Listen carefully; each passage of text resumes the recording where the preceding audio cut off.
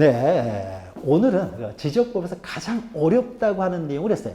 가장 어려운 내용이었기 때문에 여러분 이해만 좀 해도 충분합니다. 그래서 이해만 돼 있으면 우리가 다음에 또 3, 4월에 또 볼 테니까 그때 처음 듣는 소리만 아니면 되는 거예요. 그러면은 이제 두 번째 볼 때는 훨씬 더 잘 이해하고 세 번째 정도 또 보면은요, 그때는 암기까지 되니까요. 지금 이해만 잘 돼 있어도 돼요.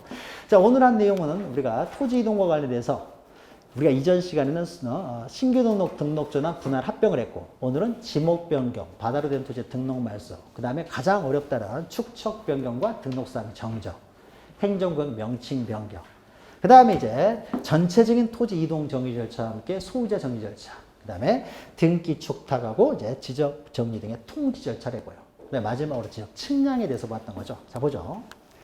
첫 번째요. 바다로 되어 말소된 토지가 지형의 변화 등으로 다시 토지가 됐습니다. 다시 토지가 된 경우 토지 소유자는 그 사유가 발생한 날로부터 90일 이내에 토지의 회복 등록을 지적소관청에 신청해야 되느냐? 우리가 등록 말소 넣었습니까? 90일 이내에 신청을 해야 된다고 했죠. 회복 등록은 국가가 자기가 소유하는 토지 자기가 회복한다고 했죠. 다 이건 직본을 한다고 했죠. 그래서 우리가 바다로 된 토지의 등록 말소에서 90일만 기억하시면 안 돼요. 말소를 할 때는 90일 내에 신청을 하지만은 회복 등록을 할 때는 습니까? 다 직권으로 하는 것이지 신청이라는 말이 존재할 수가 없어요. 신청 개념이 나올 여지가 없는 거죠. 국가가 소유하는 토지 국가가 그냥 직권으로 회복 등록을 하기 때문에 이런 게 함정인 거죠. 말소냐 회복이냐 해가지고 기억하시면 되고요.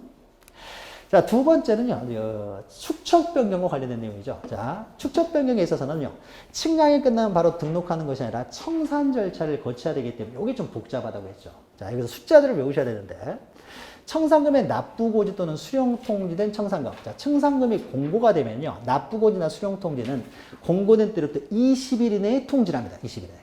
자, 20일 이내에 통지를 했는데요, 이의가 있어요. 청산금이 너무 많다든지 너무 적다든지. 그러면 이제 이의 신청을 할 수가 있습니다. 지적소관청에.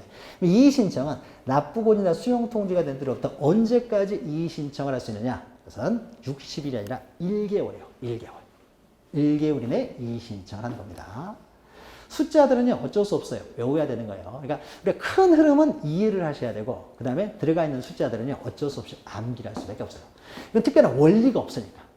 그러니까 대통령 임기는 5년이고, 국회의원 임기는 4년이에요. 특별한 원리가 없어요. 그냥 그렇게 하자라고 한 거예요. 그러니까 이런 것들은 어쩔 수 없이 외울 수밖에 없는 거죠. 1개월 이내에 이의 신청을 할 수가 있다는 거죠. 자, 그 다음에요. 이제 이것은 자, 토지, 그러니까 등록상 정정인데 토지 이동 정리 결의서의 내용과 다르게 정리됐습니다. 자, 이럴 때는 직권으로 정정할 수 있어요, 없어요?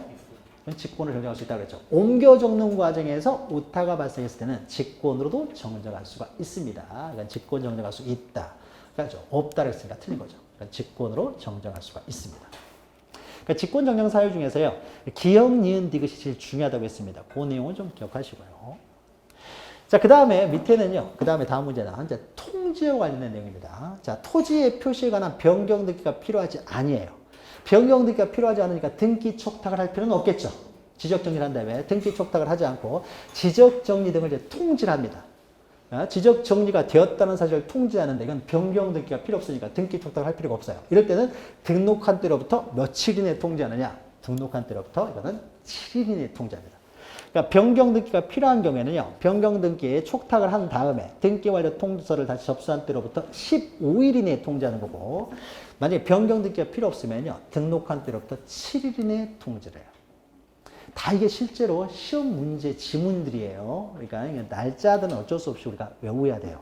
근데 자꾸 보다 보면요, 날짜들도 처음에는 헷갈리지만 시간이 지나면요, 한눈에 들어오기 시작하면요, 다 알게 됩니다.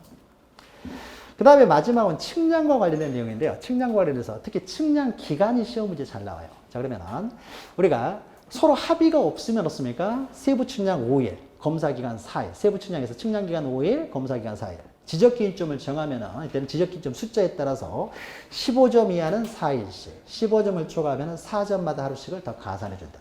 여기서는 합의를 했죠. 서로 합의하여 따로 기간을 정했습니다. 그럼 이제 측량 기간하고 검사 기간은 어떻게 구분해요? 4분의 3을 측량 기간, 4분의 1을 검사 기간이죠. 5분의 3이 아니라 4분의 3. 그 다음에 검사 기간은 5분의 2가 아니라 4분의 1을 말하는 거죠. 4분의 3은 측량 기간, 4분의 1은 검사 기간을 해요. 그러니까 알면은 너무나 쉬운 것이고요. 모르면은 안 하는 사람은 이게 헷갈리는 것이고요. 그러니까 이거는 숫자들은 지적법은요 이렇게 좀 숫자들을 암기를 해야 돼요. 그러니까 이런 것들이 내용이 많지는 않고 그러니까 뭐 이렇게 깊이도 없지만은 좀 암기할 내용들이 좀 있고요. 근데 상대적으로 우리가 다음 시간부터 등기법을 할 텐데요. 등기법에서는요 암기할 내용이 하나도 없어요. 숫자 전혀 안 나옵니다. 처음부터까지 이해예요. 이게. 근데 그 이해가 좀 까다로워요. 그러니까 이해만 되면 오히려 등기법이 더 쉬울 수도 있고요. 근데 이해가 안 되면 등기법은 계속 어렵고요. 그러니까 처음에 이해하는 게 굉장히 중요한 게 등기법입니다.